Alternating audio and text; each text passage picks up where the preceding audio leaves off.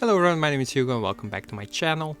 Today, a bit of a different video. I wanted to talk about some villains I love because, as you may or may not know, I'm someone who enjoys a book mostly because of its character development, and I would prefer a character-driven book over a plot-driven book, although plot is obviously not unimportant to me. So I wanted to read. I always want to read. I wanted to talk about some of my favorite villains. These are just like 5, or if one pops to my mind, maybe 6. They're in no particular order whatsoever, apart from my favorite villain of all time, which I will mention right now or at the end. At the end, you shall have to find out. I'm gonna turn me a bit. So on number 5, I have a villain that I can't get into without spoiling it. But I'm just gonna say from which story it comes. It comes from a book called Dark Matter, which is a very popular novel, I think, written by Blake Crouch. I have explained my love for it on this channel. It's a sci-fi novel, and I really recommend it. But I also really recommend not going to read some reviews on it, or not reading the synopsis or the plot or something like that. And if you buy the book, don't read the back of the book. Just get into the story as blind as possible, as I did, and then you will get the best experience possible. But just a character from there is one of my favorite villains, and I won't get into it whatsoever because I don't want to spoil it. But yeah, really recommend that book, and especially when you go in blind, then it's a great experience, and it's not like a difficult or a long novel as well. So then number 4, well, I say number 4, but it's not like my 4th favorite villain, it's just one of the favorites. We have Jack Torrance, who is the villain in The Shining, obviously written by Stephen King. I liked him in the movie, but in the book he's just so well developed and so well written. He is not a regular father, but he's a father, and a loving father, and a loving husband. And The Shining is all about his slow descent, is the word, I think, descent into madness. And it's really heartbreaking to see from where he begins and where he ends. And his relationship with his son, Danny Torrance, is very interestingly written in the book. Yeah, I don't want to get into much spoilers, but that's not really a spoiler. Everyone knows The Shining is about someone losing it. So, but yeah, sorry. But yeah, then, no, not Dan Torrance. Jack Torrance is one of my favorite films as well. Then another Stephen King villain, obviously he's a horror author, so he has some great villains, is Pennywise. He is just like this description of pure evil, and there's not really that much depth to him, I believe. It's just very evil character, and yeah, if you would meet him in real life, you'll be fucked.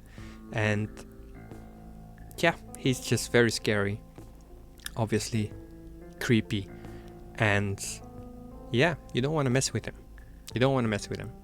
So Pennywise is definitely one of the favorites as well. Although he doesn't have a lot of depth to him, he's just very evil. Brings me to the next character, who is the Joker.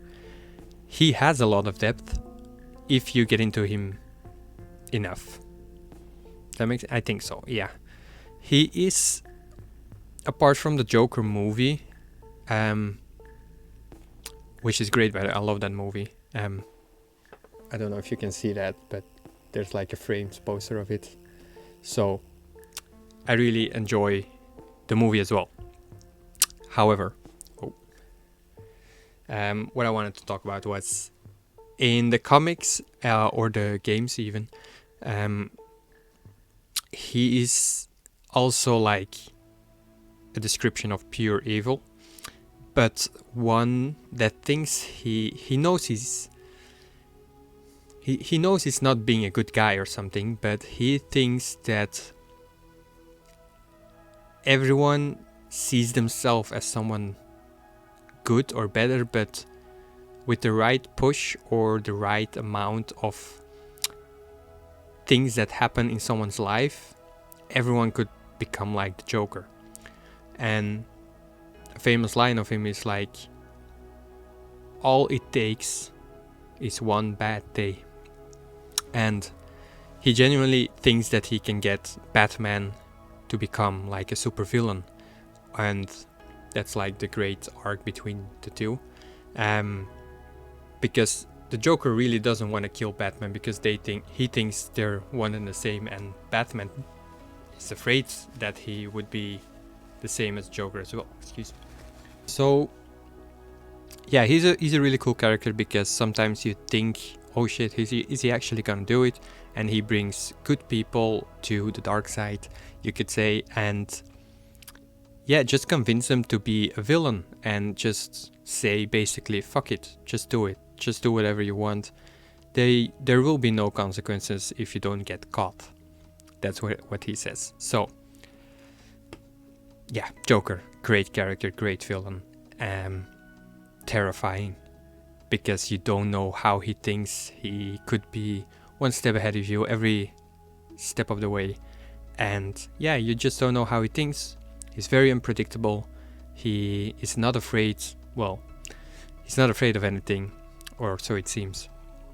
So yeah, and in the movie too, in movie it kind of gets into that line. All it takes is one bad day, because you see, Arthur he's not well mentally speaking then, and the government is kind of ditching on him, and they don't care, and he can't go to therapy anymore. He can't get his pills, and then he gets assaulted and bullied every 5 minutes of his day. And you see also, kind of like Jack Torrance, him slowly losing it and then becoming this pure evil psychopath who doesn't think he's doing the worst thing in the world. So in the movie it's very cool too, but I'm talking mostly about the comic book character Joker. Then a couple of honorable mentions maybe. I want to mention Loki from the Marvel movies. I haven't read that much Marvel comics, but Loki is a cool character in the movies. I believe he's not this pure evil, but he's just really selfish, really. So Loki is an honorable mention. Palpatine is an honorable mention. Kylo Ren, although I didn't love the new trilogy, I liked Force Awakens. The others were fine, but they didn't feel like Star Wars, and they contradicted a lot of lore that was set up in the previous films. But Kylo Ren was a really cool character. How he... Yeah, I guess spoiler alert, but it's been years, so... But how he turned to the dark side and how that happened, and how dark he became, and then eventually... Well, I won't get into it. But he had a decent arc in the new trilogy. And I love Adam Driver too, so... Okay, next up, small spoiler alert for Avatar: The Last Airbender, but Zuko is obviously one of my favorite films as well. This is still an honorable mention, since he isn't really like a full-on villain. He's just sort of lost his way, and he has one of the best character arcs ever, in my opinion, at least. But yeah, Zuko definitely. And then Scar from The Lion King, also a great villain, who is also like pretty evil. Not in his eyes. He knows he's not the best guy in the world, but he just thinks that Mufasa like took everything from him without a right, and that life wasn't fair to him.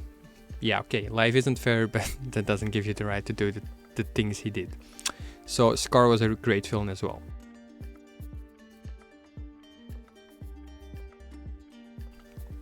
And there are probably a ton of other great villains. Let me know in the comments what some of your favorite villains are. But my favorite villain of all time, which probably doesn't come as a surprise, is Darth Vader. When you say top 3 villains, I think 80% of the time Darth Vader is gonna pop up. He's just, first of all, his design is awesome. The actors who portrayed him are awesome, and especially if you watched. The reason why I say Darth Vader and not Anakin, obviously, because Anakin wasn't a villain, Darth Vader was a villain. When you watch the prequels and then Clone Wars as well, Darth Vader as a character, or Anakin, gets a lot of depth. And first time watching the trilogy, and then Darth Vader like takes his helmet off and shows his face, and it was beautiful. It was a beautiful moment. But that was about it. After you watch the prequels and then Clone Wars as well, and then you watch the original trilogy again, and you see him taking the helmet off, yeah, it does something to you. It's like, there you are, Anakin. Yeah, Darth Vader, definitely one of my favorite villains of all time, because he's just this pure evil and he's full on dark side, but every once in a while there's this glimpse of light, just a little bit. And then Luke obviously never gives up on him, and then in the end he gets his redemption, which is great. And I just love Star Wars, and I might be biased, but yeah, Darth Vader is obviously an iconic villain, and he will forever be in everyone's top 10 list, at least. If he's not in your top 10 list, you haven't watched Star Wars. So yeah, definitely Darth Vader, my favorite villain of all time. Yeah, if you enjoyed this video, I know it was a bit different, but I really want to talk about some villains, so there you go. If you enjoyed it, leave a like, leave a comment of what some of your favorite, maybe also a top 5, leave them in the comments. I would love to chat about some villains. And yeah, thank you for watching, and I'll see you in the next one. Bye bye, guys.